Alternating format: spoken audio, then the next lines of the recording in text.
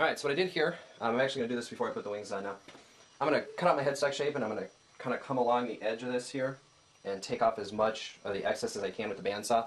I'm not going to come really close. I'm just going to kind of get the big bulk that I just really don't want to carve through. So I took a headstock template that I made. There's instructions on my website, www.sixgunguitars.com. And for templates, I'm big into templates. I put this guy on here and got kind of my basic shape that I wanted to, and then I extended it a little bit for the fact that I'm going to have bass tuners on there. You know, and I'd like to have a little bit bigger headstock on here too. I think it'd be a little bit more proportional, look a little nicer. So I went ahead and marked all that out. I'm going to go ahead and now I'm going to take it over to the bandsaw, cut that out, cut about the waist down here. I made a couple marks on the other side, back down close by the body, so I know where to get out. So that way I'm not in the way of anything that I'll be carving, or I don't cut off anything that the body wings need to attach to.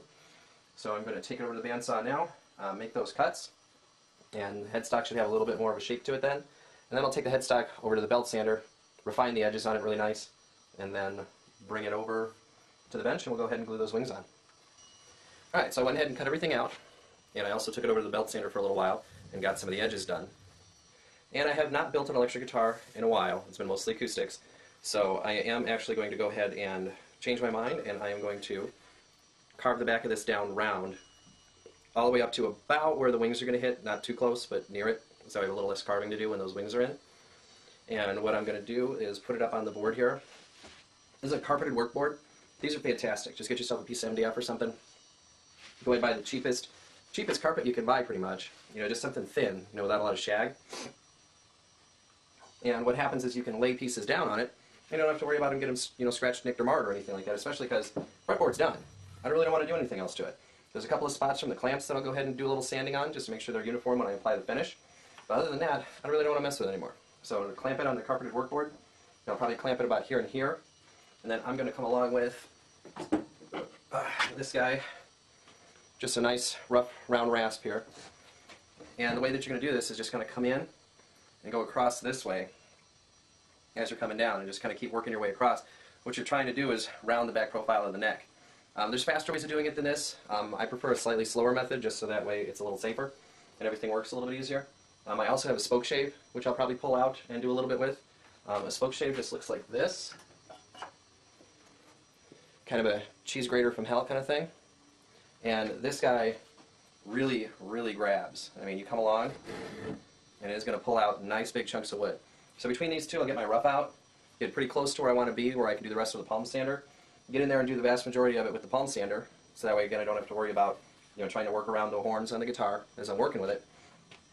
And once it gets down to pretty darn close to where I want it, where it's sanded down and everything, then at that point, we will finally attach the wings on this thing.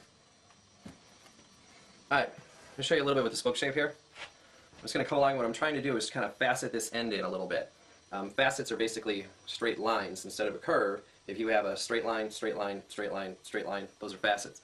So I'm kind of trying to, I mean, I'm not intentionally faceting it, but I mean the fastest way to do this is to kind of knock down your corners and then kind of come back on a little bit more of an angle, a little bit more of an angle, and then come back with the rasp and go ahead and get those all blended together. So I'll show you the way that this thing works. Again, you have to go kind of slow because it takes off a lot of material. And especially with the curly maple, I really don't want to have anything fly out of here that I can't put back in.